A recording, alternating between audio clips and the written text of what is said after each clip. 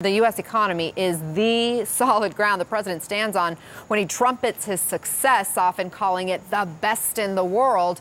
How nervous are administration officials about what happens if the economy starts to wobble? Well, Anna, it would be natural for them to be very nervous, and as well as campaign staffers. We have to keep this in mind. The economy is always going to be on trial when it comes to a presidential election when there is an incumbent. So President Trump was always going to be judged by the economy. But particularly, this president has made it the central focus of all of his campaign. He's gone as far to say, if you elect any Democrats, you'll never see this again, that I'm the one who created this. I'm the one who can do this. They'll take it away. The economy will crash afterwards. You have to stick with me. Obviously, that all goes out the window if the economy crashes before the 2020 election.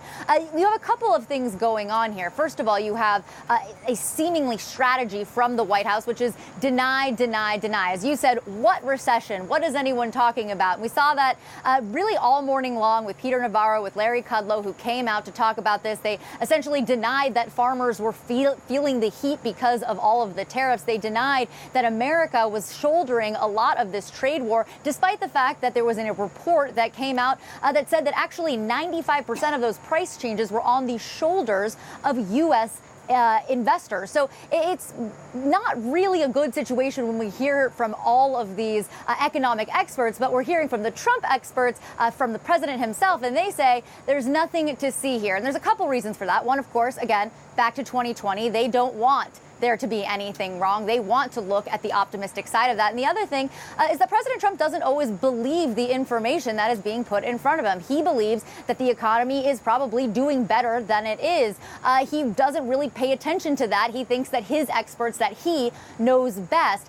So, Karen, if the president doesn't believe some of these economic experts and the warning signs because he thinks the data is being manipulated to make him look bad, are there concerns that the president may not take corrective actions? I think that is a concern that's out there. I mean, the president likes to point out the economic indicators that he believes work in his favor, and this last week he's had to do some pirouetting to try to continue to do that because the stock market's been dropping, because you had that inverted yield curve in the bond market. And so his economic advisors are out right now saying it's not what it looks like. It's not even as bad as people are making it out to seem.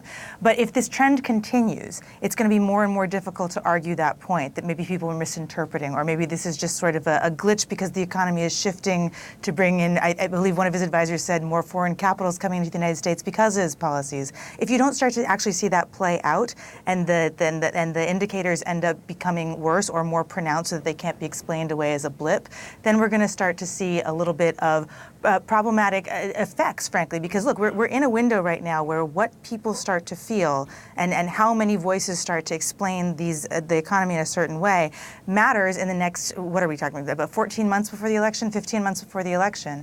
And when you already have, people in the agricultural sector saying they're starting to feel the effects of the trade war, where you already have people being concerned about what is this going to mean over the holiday season if the president's, the trade policies continue this way, and the economic indicators in places where Trump always pointed to say, look at what a good job I'm doing, even if you don't have faith in what I'm trying to do, that could be a very, very difficult combination of circumstances to explain their way out of.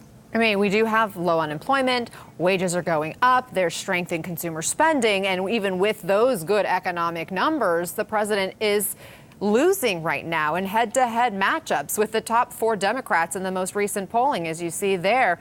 Tarini, is the Trump team in need of a recalibration?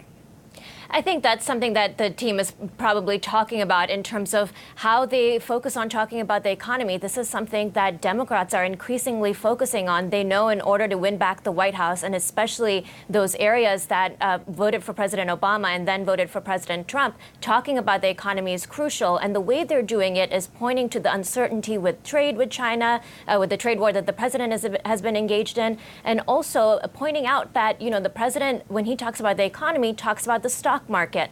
But the way they talk about it on the campaign trail, they say, it's fine if you own stocks, but it's not really working. It might not be working for working class Americans. That's the message that Democrats are trying to point to when they are in Iowa or New Hampshire. And I think it'll be interesting to see how the president tries to counter that, depending on what happens with the economy in the coming months. And that was a Fox News poll, by the way, and apparently the president is mad at his favorite network because of that poll. Listen to what he just said last hour. Fox has changed, and my worst polls have always been from Fox. There's something going on at Fox, I'll tell you right now, and I'm not happy with it. Fox was treated very badly by the Democrats, very, very badly, having to do with the debates and other things. And I think Fox is making a big mistake because, I'm the one that calls the shots on the really big debates. I guess we're probably planning on 3 of them. And I'm not happy with Fox. I'm certainly happy. I think Sean Hannity and Lou Dobbs, and I think Tucker Carlson and Laura and Jesse Waters and Janine. We have a lot of great people. Karin, did you catch that there? He said we when referring to Fox News. Yeah, no, a few times. And I think, that just goes to, look, in the past when people have talked about networks having their guy out there in the political spectrum, you've seen politicians try to separate themselves from that and just saying, look, it's favorable coverage and you should be doing more in the same. For him to be saying, we're going to be doing this, I have say over what the debates are, it suggests a closer relationship. And clearly we know the president watches a lot of Fox News and does feel personally invested in that and talks to a lot of the hosts that are on Fox News as he tries to see how various things he will do will play out in the general public. It seems like there's been various points of tension there, and maybe this is just him reasserting the "I'm with you guys, be with me" sort of assessment. Swin, you've written about some of the ways Fox News kowtows to the president, like removing former Trump aide David Bossie from air because it upset the president, right? Oh, absolutely. And the important thing to know about not just Fox News, but sister network Fox Business, is that it's not just a bastion of information and propaganda and entertainment for President Trump. It also houses some of his top informal policy and political advisors to his administration. People like Pete Hegseth and Lou Dobbs and Sean Hannity and Laura Ingraham. They're not just people who talk to the president regularly over the phone or in private about messaging, politics, and his administration's policies, but people like Pete Hegseth and Lou Dobbs, the president values their counsel enough that he has actually patched them in on speakerphone into Oval Office meetings with senior officials of his administration to talk about things like trade or immigration or what have you. And we reported at the Daily Beast several months ago that the president started telling advisors working in his administration to, quote, keep an eye, end quote, on Fox, because he started to notice certain moments of dissent bubbling up, or what he perceived to be dissent, whether it was in a weekend host or Shep Smith or a straight news reporter at Fox, the slightest bit of what he sees as disloyalty from Fox, even though it could just come about within their normal news gathering process and not on a show like Laura Ingraham's or Sean Hannity's, he views that as something to be crushed like a bug. And that's how he views Fox. And he feels like he's been so good to them,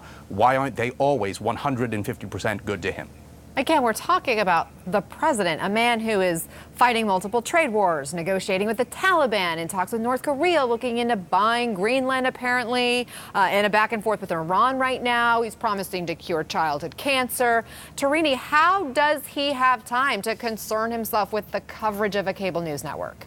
I mean, this is just who President Trump is. He is obsessed with watching cable news. We know he monitors it daily. He kind of sees it as a benchmark based on how different political pundits and reporters are talking about his presidency. That's how he views as sort of his the public commentary on his presidency, as whether he's doing well or not. So he monitors it very closely, and it is pretty stunning that he has a lot on his table, but at the same time, he is watching cable news, and he just had a 10-day vacation time at his golf club in New Jersey. So I'm sure he had plenty of time then to watch cable news even more so.